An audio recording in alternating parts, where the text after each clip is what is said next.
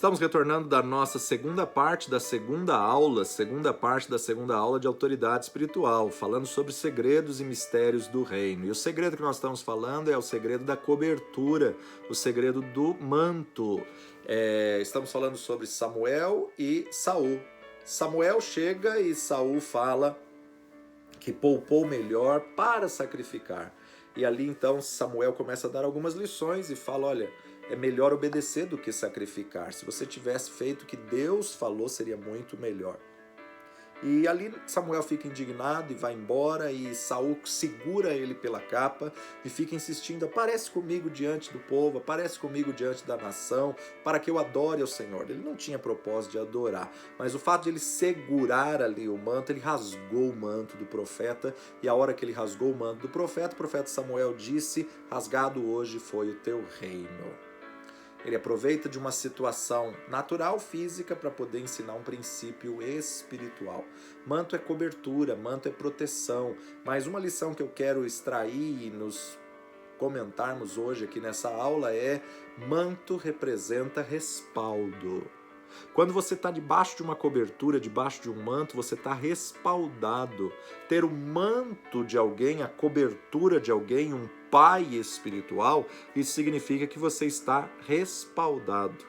Então é interessante nós observarmos que Samuel respaldava Saul, tanto é que ele ungiu Saul por ordem de Deus, e quando ele instruiu Saul, desce por aqui e vai vir um rancho de profetas, e a hora que você se conectar com o rancho de profetas, você vai começar a profetizar. Por que o rei Saul não continuou o reinado a vida toda conectado a esse rancho de profetas? Quantas pessoas que querem apenas o reconhecimento, querem apenas uma cobertura para uma posição, e depois que tem a posição se desligam da cobertura. Quantas pessoas que querem apenas ser reconhecidas por um ministério e depois que são reconhecidas não prestam satisfação, não honram a cobertura, não quer alinhar a visão. Elias falou para Eliseu, se a tua visão estiver alinhada com a minha, você vai ter a porção dobrada. Tem muitas pessoas que têm interesse em ter o nome de uma denominação, em ser ungido e consagrado por alguém, sem estar alinhado, sem se identificar com a visão. Se não se identifica com a visão, você está perdendo tempo. Se não se identifica com a visão, você nunca vai ter a porção dobrada. Agora, quando você se identifica com a visão, você se coloca debaixo. Aquele que exerce autoridade, submete-se à autoridade. Então, na verdade, ter o manto, ter a cobertura, ter uma autoridade sobre ti, tem que estar alinhado na mesma visão. Aí vai te dar respaldo, aí vai te dar proteção. Aí realmente vai vir a unção do Senhor, a porção dobrada. Na verdade, o que Saul estava pedindo para Samuel é: não vá embora, me respalda. Mas peraí, você não obedeceu a Deus, você não cumpriu o que eu falei, era para destruir todos os amalequitas. Não, mas me respalda. E ele se agarra no manto do profeta e segura o manto do profeta, e quando o profeta puxa, rasga, o profeta já vira e já sentencia: rasgado hoje foi o teu reino. Ele estava logo no começo do seu ministério, 1 ano e meio, 2 anos de ministério, e ele reinou 40 anos, então 38 anos ele reinou reprovado. Que situação terrível! O manto do profeta, o profeta que o acobertava, o profeta que estava como cobertura, como pai espiritual, o manto se rasgou, ele perdeu o respaldo. Meados do 2º ano do seu reinado, meados do 2º ano do seu ministério, Saul perdeu o respaldo. Então manto, cobertura, capa te dá respaldo. Capa, cobertura te dá segurança. Honra essa cobertura. Cobertura é coisa séria. O reino não se restaura com pessoas que conheçam os princípios de Deus. O reino se restaura com pessoas que vivam os princípios de Deus, que colocam os princípios de Deus em prática. Porque até o diabo conhece os princípios de Deus. Existem muitos pregadores que estão em rebelião, que conhecem os princípios de Deus e pregam muito bem, e ensinam muito bem, mas não vivem os princípios de Deus. Não funciona. Saul conhecia o princípio do reino. Saul conhecia o poder de uma cobertura. Eu preciso, Samuel, que você apareça junto comigo para me dar respaldo diante do povo. Saul conhecia o princípio, mas não vivia o princípio, não adianta. Não adianta você conhecer a verdade e não praticar a verdade. Sede praticantes e não somente ouvintes. Então, na verdade, a cobertura, o manto, a capa te dá respaldo. E quando você tem o manto, você tem respaldo. Eliseu sabia que o manto dava respaldo, por isso, quando Elias é elevado ao céu num redemoinho, ele pega o manto e ele começa a clamar: meu pai, carros e cavaleiros, onde está o Deus de Elias? Já estava sobre ele, ele não sabia. Ele rasga sua veste em dois e parte, ataca no Jordão, e o Jordão se abre. Ali ele vê que o poder de Deus estava com ele. Segundo lugar, manto é assunto de reino. O manto de Samuel se rasgou, e quando Samuel vira e vê que estava rasgado, ele diz para o rei: rasgado foi o teu reino. Peraí, que rasgou foi o manto dele, mas ele está falando rasgado foi o teu reino. Por quê? Manto, capa, cobertura é assunto de reino. O que representa então o manto? Cobertura, respaldo, reino. Mas quando o manto foi rasgado, o reino foi tirado. As pessoas mudam de igreja, mudam de pastor, porque não há uma clara consciência do reino. Manto não se puxa, manto não se obriga, manto não se joga, não se tira de alguém. Manto se delega e se alinha. Quando você se alinha, o manto se estende. Quando você se alinha, a porção dobrada vem. Então, você não pode tirar o manto de alguém para que te cubra, ou estar debaixo do manto de alguém com interesse. Se você não alinhou a sua visão, você não vai ter autoridade. Se você não tiver alinhado a visão, a autoridade não funciona. A autoridade espiritual só funciona se você estiver alinhado e praticante da palavra de Deus. Então o manto se delega, não se rouba e não se puxa, não se tira. Há muitas pessoas que querem tirar o manto das suas autoridades para fazerem o que eles querem. Não funciona. Cada manto tem a sua medida, cada ministério tem a sua característica, cada ministério tem o seu formato. Então o manto tem o seu tamanho e o manto tem o seu propósito. Nunca roube, nunca usurpe, nunca tire o manto da sua autoridade para fazer o seu próprio propósito. Não vai funcionar. Você vai se queimar mais ainda. Há muitas pessoas que querem andar como querem viver como quiserem, livres, mas querem uma cobertura, querem alguém lhe respaldando pelos seus erros. Tiram o manto da sua cobertura, da sua autoridade, ou então se referem não, mas eu sou coberto por fulano de tal, por Beltrano, por Ciclano. Manto tem a sua medida, o seu tamanho, tem o seu propósito. Se você quer um manto, se você quer estar debaixo de uma cobertura, ajuste-se à medida daquela cobertura, à medida daquela autoridade. Então aprenda a se ajustar-se à medida, ao tamanho, ao propósito daquele ministério, daquele chamado, daquele manto, da sua cobertura. Quando eu aceito uma cobertura, não é para puxá-la, não é para forçá-la, não é para tirá-la, não é para roubar da minha autoridade. Muitos querem cobertura para justificar a sua desordem. Muitos querem cobertura, mas querem continuar insubmisso e querem continuar em rebelião. E dizendo ainda, não, a minha cobertura é fulano, é Beltrano, é Ciclano. Se realmente te cobre, você não puxa, você não força.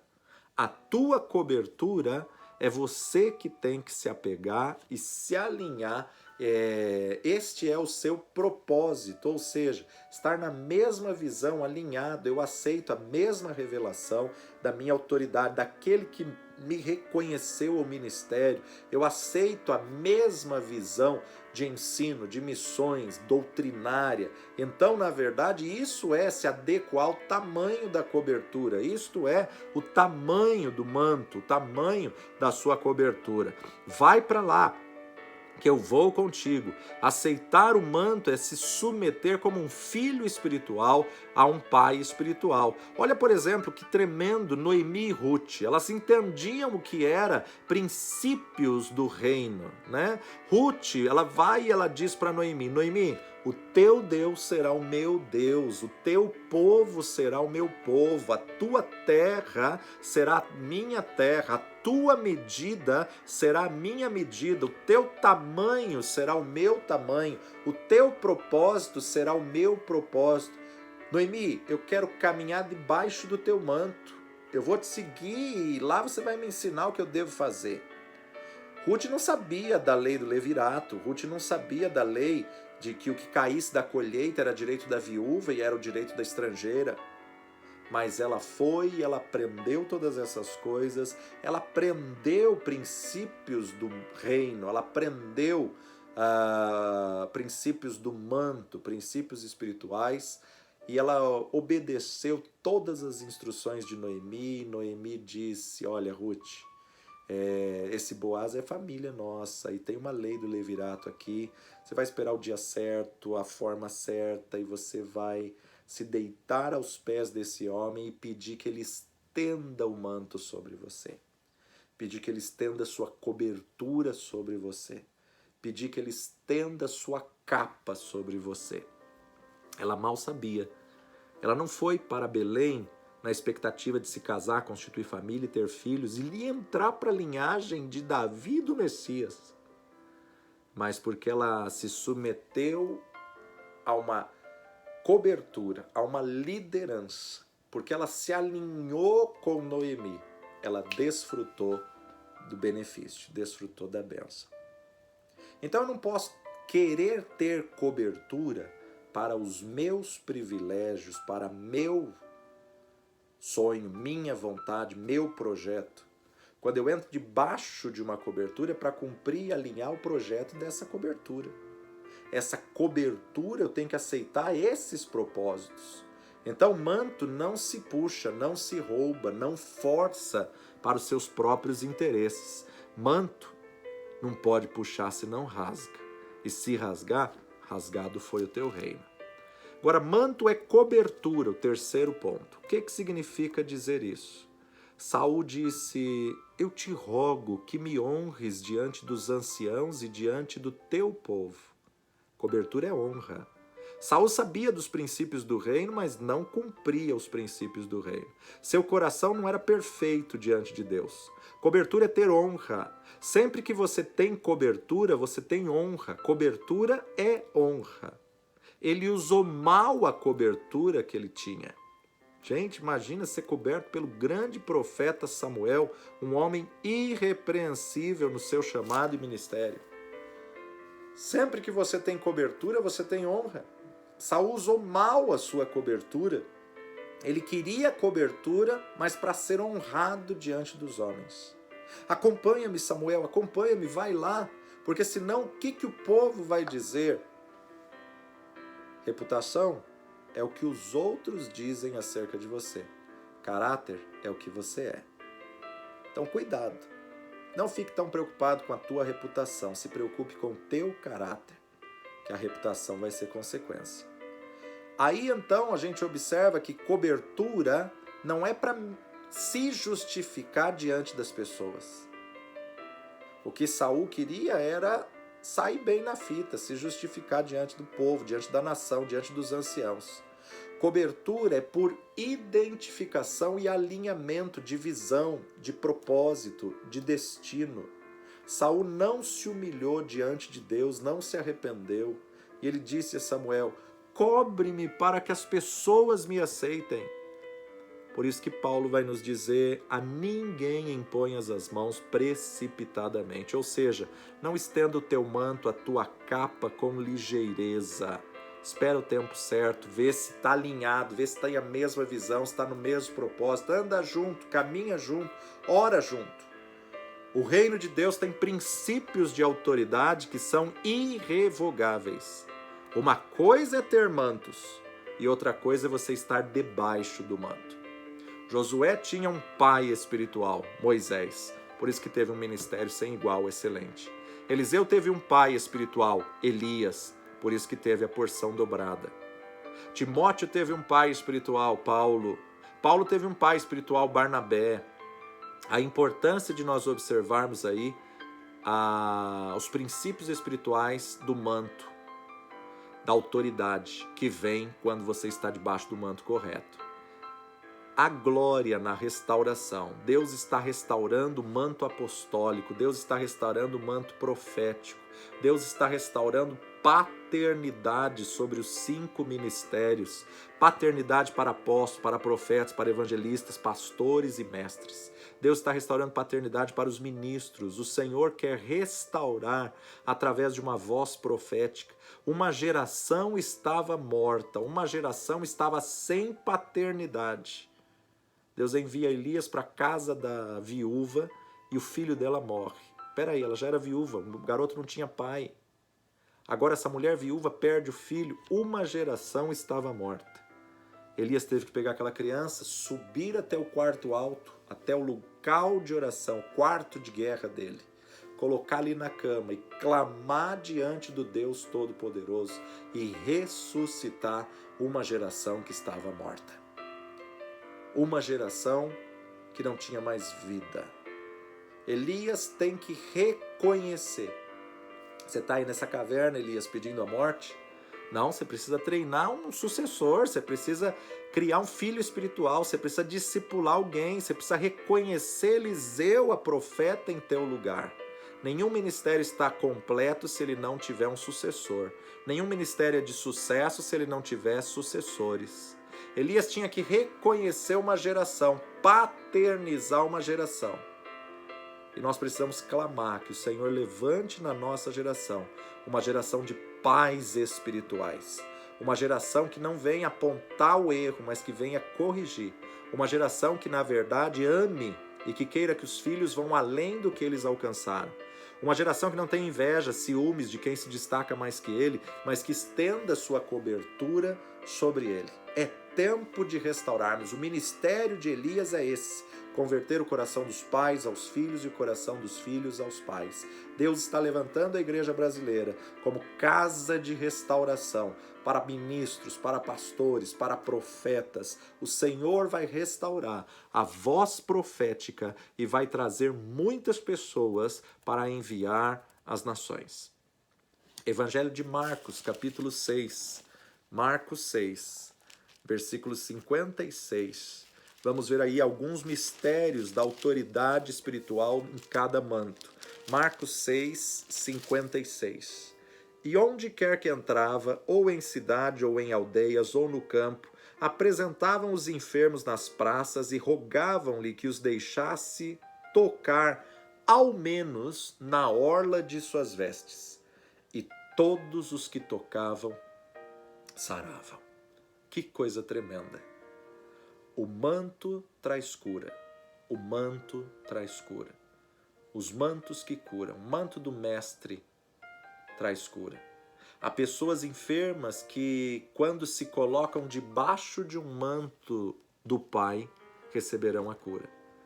Há muitos pastores doentes, há muitos missionários, evangelistas doentes e doentes espiritualmente, enfermos, irados, com sentimento de vingança, magoados com suas lideranças, magoados uns com os outros, quando se colocam debaixo de um manto correto de autoridade paterna, receberão a cura no nome de Jesus.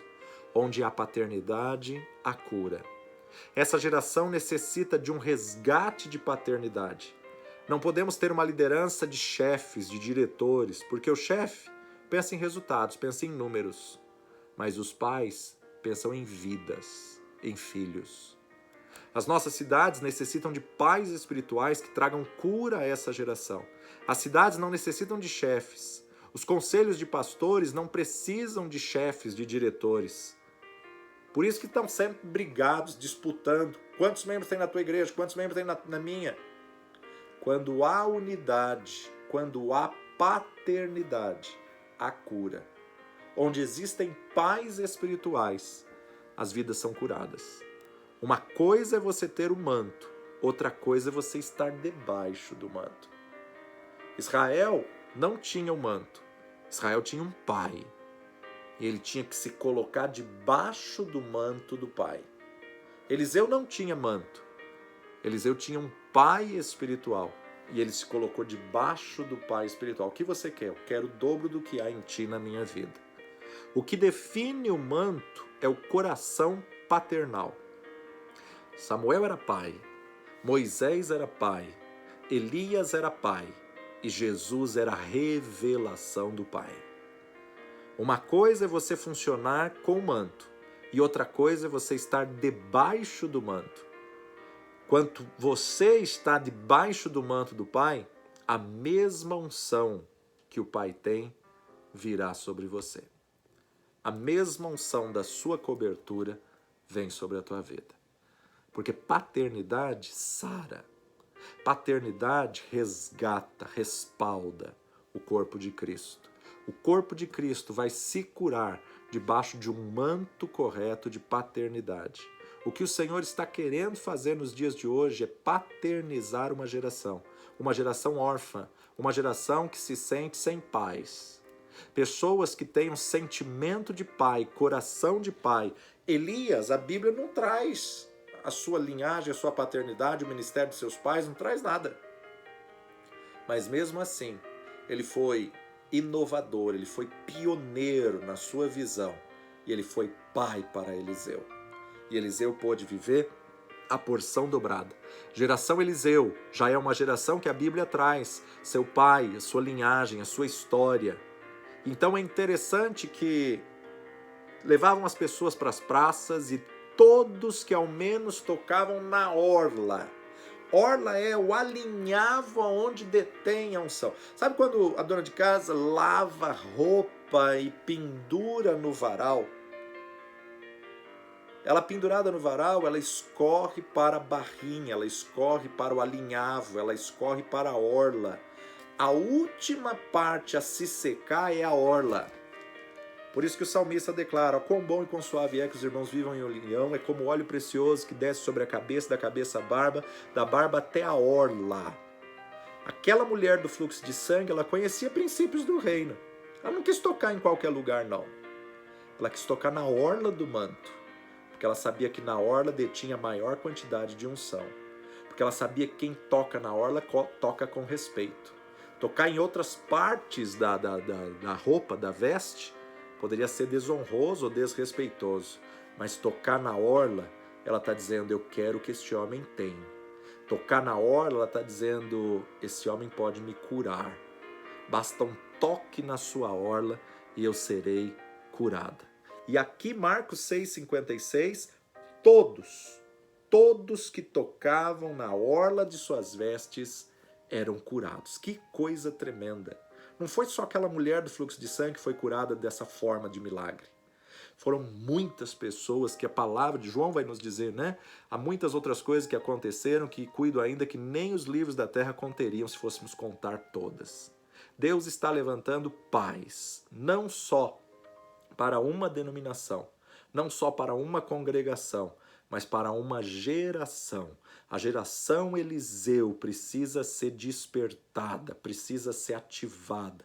A geração Eliseu precisa ser estendida o manto, precisa ser estendida a sua cobertura. Então nós precisamos estabelecer uma liderança de paternidade, com a visão de reino que possa trazer a glória, que possa trazer a porção dobrada. Os chefes pensam em número, mas os pais pensam em vidas e pensam em filhos. Os chefes se focam no resultado, mas os pais se focam em pessoas. Paternidade traz saúde, paternidade traz cura. Jesus tinha o manto dado do Pai, e esse manto, todo aquele que tocava recebia cura. Vimos que Saul forçou o manto de Samuel. Agora vamos ver o princípio que Davi tinha acerca de manto. 1 Samuel capítulo 24, verso 5. Sucedeu, porém, que depois o coração doeu a Davi por ter cortado a orla do manto de Saul. e disse aos seus homens: o Senhor me guarde de que eu faça tal coisa ao meu senhor, ao ungido do Senhor, estendendo eu a minha mão contra ele, pois ele é ungido do Senhor. Olha só ao que Davi associa o manto. Orla, alinhavo, a costura final da veste do rei Saul. Davi associa o manto com unção. Davi corta um pedaço da orla e fala: meu Deus, eu não posso estender minha mão contra um ungido do Senhor. Então Davi associa vestes, associa o manto com a unção. Manto tem sempre a ver com unções ministeriais. Quando Davi corta a ponta da veste do rei, ele sabe que ele tocou na unção do rei. Não se pode tocar irreverentemente o manto dos ungidos. Necessitamos que os mantos das nossas autoridades sejam respeitados. Saul já não estava funcionando debaixo do governo do Espírito de Deus, mas ainda assim ele estava na posição, mas ainda assim ele tinha o manto. Como se pode ter o manto se não tem o governo? Como se pode exercer a função se não tem a unção? Uma vez que Deus delegou, ele não retira. O dom de Deus é sem revogação, irrevogável. A unção de tuas autoridades merecem respeito e merecem reconhecimento. Davi reconheceu e já quebrantou o coração. Me perdoa, Senhor, eu cortei um pedacinho da orla desse homem. Respeito e reconhecimento libera a unção da autoridade sobre a tua vida. O que você reconhece, cresce dentro de ti. O que você reconhece, você atrai. O que você respeita, você atrai. O que você julga, reclama, você afasta. Se você reclama da prosperidade, você afasta ela, fique sossegado. Se você reclama da cura, você afasta a cura. Aquilo que você respeita, você atrai. Aquilo que você reconhece, você atrai. Isaías capítulo 28, verso 20. 28, 20. Porque a cama será tão curta que ninguém se poderá estender nela, e o cobertor tão estreito que ninguém se poderá cobrir com ele. Olha a responsabilidade de ter um manto. Quando um pai tem um filho, uma criança, e muitas vezes quando pequenininho, compra um cobertorzinho para essa criança, com o passar dos dias a criança vai crescendo, crescendo, crescendo, se torna um adolescente, se torna um jovem, se torna um adulto. Se ele continuar sempre com o mesmo cobertorzinho, chega uma hora que a vergonha será exposta. A cobertura tem que crescer com o crescimento do corpo. A coberta tem que crescer com o crescimento do corpo. Então nós temos que crescer com o rebanho. Líderes, autoridades, paternizados, precisam crescer junto com os filhos, precisam crescer junto com o rebanho. Se um líder detém o crescimento, chega um momento que ele deixa o corpo exposto. Chega um momento que a cobertura não serve. Então, paternizados, líderes paternos, autoridades de pai, quem quer autoridade espiritual tem que viver buscando, tem que viver orando, jejuando, lendo, estudando. Não é só uma vez que você fez o seminário, você já está pronto, preparado. Você tem que continuar nessa busca incessante. Necessitamos crescer juntamente com o corpo. O manto deve crescer com o corpo, porque senão ele vai deixar exposta a nudez. Uma posição não é suficiente para cobrir o corpo. Se um pastor não cresce com o rebanho, a igreja cresce e ele fica para trás. A igreja cresce e o corpo será exposto, a nudez será exposta. Pastores, líderes, ministros, nunca deixe de crescer, nunca deixe de buscar conhecimento, de refazer, de rever a palavra do Senhor. Nós temos que estar aprendendo sempre. Quando criança, temos um tipo de coberta que nos serve. Mas quando crescemos, a cobertinha não serve mais. Temos que crescer com o corpo de Cristo, porque se um líder detém o crescimento, então ele vai deixar o corpo exposto. E se o corpo cresce, necessitamos de cobertas grandes. Uma posição não é suficiente para cobrir o corpo. Temos que crescer junto com o crescimento. A liderança tem que crescer junto com o ministério. Nunca deixe de crescer. Nós temos pessoas que fazem o seminário teológico há 20 anos. São pessoas que gostaram da visão, que se alinharam à visão, e toda vez que eu repito a mesma matéria, ele faz de novo porque ele sabe que nunca é igual. Ele faz para rever os conceitos, rever todas as coisas, porque a cada vez que ele revê a matéria, Deus trata de uma maneira diferente. Nunca descanse de buscar aprendizado, conhecimento. Aquele que tem o chamado principalmente de mestre de ensino, haja dedicação ao ensino, haja zelo, haja dedicação na busca de conhecimento, para que esteja sempre crescendo, para que aprenda sempre. É impossível você se levantar para ensinar se você não sentou para aprender. Nós temos que crescer com o ministério, crescer com o corpo. A liderança tem que crescer. Jamais uma liderança de sucesso se acomoda. Jamais uma liderança de sucesso acha que aprendeu tudo, se ensoberbece. A tua preparação vai determinar o teu raio de influência. Se a igreja quer influenciar pessoas cultas, então ela tem que ter um discurso para pessoas que ela queira alcançar. A sua preparação determina o seu raio de influência. O que você entendeu e usou muito bem, os princípios do reino para o manto, na verdade, é o que vai funcionar. Se você quer atrair universitários, você tem que ter uma linguagem para universitários. Se você quer atrair crianças, você tem que ter uma linguagem para crianças.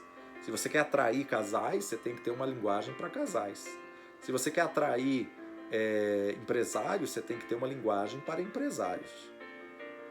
Uma pessoa que entendeu muito bem os princípios do reino e os princípios do manto espiritual foi José de Arimateia. José de Arimateia, ele esperava o reino dos céus. Quando você ama o reino de Deus, você tem uma paixão pelo corpo de Cristo. Quando você ama o reino de Deus, você tem uma paixão pela igreja do Senhor Jesus Cristo. O reino, ele traz a consciência de comunidade, e não de egoísmo ou de individualismo. Ninguém tem monopólio sobre o reino de Deus. Nenhum ministério, nenhuma denominação vai ter a revelação só para si. Nós temos que ter uma visão de reino. E o reino de Deus é justiça, paz e alegria no Espírito Santo. Reino de Deus é a forma de Deus agir. Um ministério ajudando um outro, uma parte do corpo ajudando um outro, um departamento ajudando um outro. Não competitividade, não metas, mas comunhão. O anseio de Deus é que todas as igrejas sejam fortes, porque não há exclusividade. E também temos que entender que todos nós somos parte do mesmo corpo, o corpo de Cristo. Então, uma denominação cresce, o corpo cresce. A igreja do Senhor Jesus Cristo cresce. O que define o manto não é ser presidente de uma organização, mas sim ter um coração paterno. Samuel era pai, Elias era pai, Moisés era pai, Jesus era a revelação do pai. Barnabé era pai, Paulo era pai. Uma coisa é você funcionar com o manto e outra coisa é você estar debaixo do manto. Porque quando você está debaixo do manto do Pai, a mesma unção que está sobre ele vem sobre você. A mesma unção que está na cobertura vem sobre quem está embaixo dela. Você tem que ser alguém que esteja debaixo do manto. Para brigar pelo corpo de Cristo, muitas vezes você vai ter que fazer violência na atmosfera espiritual, como a palavra de Deus nos diz, desde os dias de João Batista até agora se faz violência no reino espiritual. Jesus tomou 12 pessoas como discípulos, e se formos analisar, os 12 tinham comportamentos diferentes, os 12 tinham personalidades diferentes. E a cada um deles, Jesus entregou um manto. Jesus esperava que eles aprendessem a colocar os seus mantos sobre o jumento, para que Jesus pudesse andar sobre o jumento. Porque jamais Jesus vai se sentar no jumento se não tiver os mantos sobre ele. Não podemos deixar de crescer para nunca deixarmos de nos alimentar e alimentar o rebanho. Mateus capítulo 27, versículo 57. A sepultura de Jesus. E vinda já à tarde, chegou um homem rico de Arimateia, por nome José, que também era discípulo de Jesus. Este foi ter com Pilatos e pediu-lhe o corpo de Jesus. Então Pilatos mandou que o corpo lhe fosse dado. E José, tomando o corpo, envolveu-o num fino e limpo lençol e o pôs no seu sepulcro novo, que havia aberto em rocha, e rolando uma grande pedra para a porta do sepulcro, foi-se. Que coisa tremenda! Um homem de posição elevada no Senado tem a ousadia e a autoridade para chegar diante de Pilatos e pedir o corpo de Cristo. Jesus é o cabeça e nós somos membros do corpo. E chega um momento em que o corpo é exposto, chega um momento que o corpo é envergonhado, chega um momento que o corpo expõe a nudez. Alguém que tinha uma manta grande, um fino lençol, José de Arimateia, membro nobre do conselho, do Senado, veio e entrou ousadamente diante de Pilatos e fez um pedido ousado: me dá o corpo deste homem. Veja Marcos capítulo 15, verso 42 em diante. A sepultura de Jesus. E chegada a tarde, porquanto era o dia da preparação, isto é, a véspera do sábado, chegou José de Arimateia, senador honrado, que também esperava o reino de Deus. E ousadamente foi a Pilatos e pediu o corpo de Jesus. E Pilatos se admirou de que já estivesse morto. E chamando o centurião, perguntou-lhe se já havia muito que tinha morrido. E tendo-se certificado pelo centurião, deu o corpo a José, o qual comprara um lençol fino e, tirando-o da cruz, o envolveu nele e o depositou num sepulcro lavrado numa rocha e revolveu uma pedra para a porta do sepulcro. José de Arimateia, que representa uma liderança paterna, que estava disposta a cobrir a vergonha, cobrir a nudez do corpo de Cristo. Muitos pensam em cobertura como ganância financeira, mas muitas vezes a cobertura vai ser cobrir a nudez do corpo de Cristo, cobrir a vergonha, cobrir os escândalos. Durante a história da igreja, nós vamos ver muitos escândalos. Muitos pastores e líderes, muitos membros que difamaram, escandalizaram, que pecaram, que fizeram coisas erradas. Todas as cidades do mundo hoje sofrem vergonha. E muitas igrejas sofrem pela vergonha do evangelho, da história que aconteceu ali. Por um adultério, por um pecado, por um roubo, por alguma coisa. Paulo nos diz: pelo que eu não me envergonho do evangelho de Cristo. Mas há muitas pessoas que andaram desordenadamente. E como pais espirituais, não temos que difamá-lo, não temos que envergonhar, mais ainda. Não temos que julgar. Como pais espirituais, ou nós cobrimos a vergonha, ou nós deixamos o corpo ser envergonhado. Tudo que eles fazem não é escândalo para eles, é escândalo para o corpo de Cristo. Jesus é o cabeça e nós somos membros do corpo. Se um membro padece, todo o corpo padece. Há um momento em que o corpo de Cristo é exposto, há um momento em que o corpo de Cristo expõe a vergonha da nudez. Há um momento em que o corpo de Cristo é envergonhado. E somente aquele que tem coração paterno é que vai ter o manto para enrolar a nudez e para cobrir a vergonha. Todos querem estar com Jesus na hora que os milagres acontecem, na hora que multiplica pães e peixes, na hora que ele está pregando em multidões, na hora que ele é aplaudido, Hosana, o filho de Davi, na hora que ele ressuscita mortos. Todos querem estar com Jesus quando está em alta. Mas e quando está crucificado, nu, exposto? Ninguém quer estar com Jesus quando ele está em vergonha. Ninguém estava com Jesus quando ele foi crucificado, quando ele foi exposto em vergonha. Ninguém quis estar com ele vendo o sofrimento que ele passou. E precisamos entender que nós somos o corpo de Cristo. Quem que vai buscar os pastores que foram escândalo para o Evangelho? São ovelhas que precisam ser tratadas, são pessoas que precisam ser curadas. São pessoas, líderes, ministros que estão feridos. Ai, mas se eu for visto com ele, vão me comparar a ele. Coração paterno não se preocupa com o que os outros vão dizer, mas se preocupa com uma vida que se resgate. O amor cobrirá a multidão de pecados. Todos querem tirar foto com alguém que está em auge, no sucesso, mas ninguém quer sair na foto com alguém que está em escândalo. O amor cobrirá a multidão de pecados. Ninguém te aplaudirá por abraçar quem foi um escândalo no reino. Um escândalo que foi pego em pecado. Ninguém no mundo vai querer te abraçar, vai querer te aplaudir, mas os céus te aplaudirão quando você resgatar um coração ferido, como uma cidade murada, como uma fortaleza de uma cidade.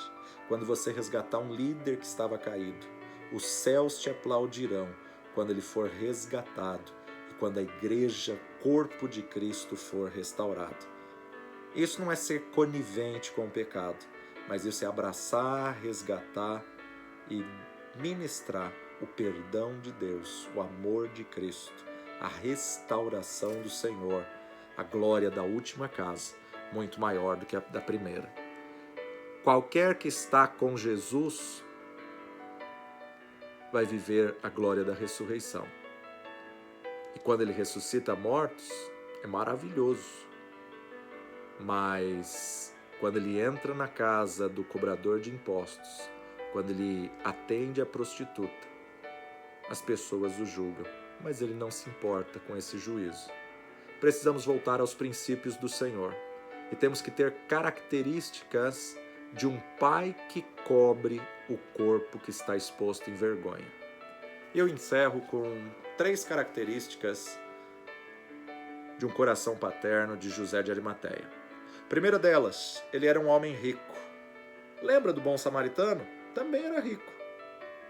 Tinha jumentos que valiam muito naquela época, tinha dinheiro, tinha vinho, tinha pão, tinha azeite, tinha faixa e ainda pagou a conta. E se ele gastasse algo mais, na volta eu pago a diferença. Interessante nós observarmos da Bíblia que todos os restauradores são ricos. Porque quem tem um coração paterno vai ter que pagar a conta. Quem tem o coração paterno vai ter que estar disposto a cobrir o prejuízo. Você conquista prosperidade para curar os que estão feridos. Você conquista prosperidade para curar o corpo de Cristo. Toda pessoa restauradora, Deus liberará recursos para restaurar a outros. Os restauradores não buscam dinheiro, mas o dinheiro persegue os restauradores. O dinheiro vem aos restauradores, porque para restaurar você precisa do dinheiro. Você tem que comprar coisas para restaurar e você vai pagar a conta para restaurar. Deus não investe em egoísta. Interessante que passou o levita, passou de largo, passou o sacerdote, não tinha nada. Descia de Jerusalém, mas passou o bom samaritano. Assim como José de Arimateia, um discípulo oculto, homens prósperos, mas que têm o coração paterno e que estão sempre dispostos a pagar a conta. Segundo lugar, José de Arimateia era um discípulo de Jesus. Não era discípulo de Mateus, nem de Pedro, nem de João, mas era discípulo de Jesus. Efésios capítulo 4, verso 20. Efésios 4, 20. Mas vós não aprendestes assim a Cristo, se é que o tendes ouvido e nele fostes ensinado, como está a verdade em Jesus. Ele foi ensinado direto por Jesus, ele conhecia o coração de Jesus, que veio para buscar e salvar o que se havia perdido. Por isso que ele estava disposto a cobrir a vergonha que estava exposta. Tinha sido discipulado diretamente por aquele homem, Jesus de Nazaré. O que aprende de Jesus, aprende a amar o corpo em qualquer situação, seja em honra ou seja na vergonha, ele se dispôs. O que os 12 não fizeram, José de Arimateia fez. Terceiro lugar, José de Arimateia era um membro nobre do concílio. Era um discípulo de Jesus, mas membro nobre do concílio. Isso só se consegue com diplomacia, sendo coerente com os pensamentos e com as palavras. Uma pessoa diplomática que soube chegar diante de Pilatos, eu quero o corpo deste homem. Mas uma pessoa que mantinha suas convicções, que sabe fazer e dizer as coisas. Um espírito político que, na verdade, vem da Babilônia, mas não se contamina com a Babilônia. Assim como Daniel, estava lá dentro, mas não era um deles. Nós precisamos discernir, distinguir e repreender todo espírito de farisaísmo e de hipocrisia. E, na verdade, ele tinha um bom diálogo e sabia muito bem como negociar as coisas. Tanto é que Pilatos lhe deu o corpo de Jesus. Se você quer um grande futuro, tenha um sonho grande. Dr. David Yang Shu, ele disse que se você quiser um futuro pequeno, mantenha seu sonho pequeno. Mas se você quiser um futuro grande, tenha um sonho grande. Ore apaixonadamente, porque tudo está nas mãos do Mestre. Ore incessantemente, porque dele vem a sabedoria, conhecimento, a força e, acima de tudo, a autoridade espiritual que você precisa para poder fluir na tua esfera. Pai de amor e Deus bendito, que essa verdade seja uma revelação rema nas nossas vidas. Ministra aos nossos corações a nossa vida, manifesta a tua glória, o teu poder, fala a cada vida e a cada coração a cada dia. Te agradecemos por mais essa matéria, te louvamos, ó Pai, ensina-nos cada dia a vivermos a autoridade espiritual genuína que há, ó Pai, debaixo do manto. Dá-nos, ó Pai, esse manto de paternidade para que possamos paternizar essa geração para a tua honra e glória no nome precioso de Jesus. Amém. Deus abençoe e eu vejo você amanhã em mais uma aula de autoridade espiritual. Até lá.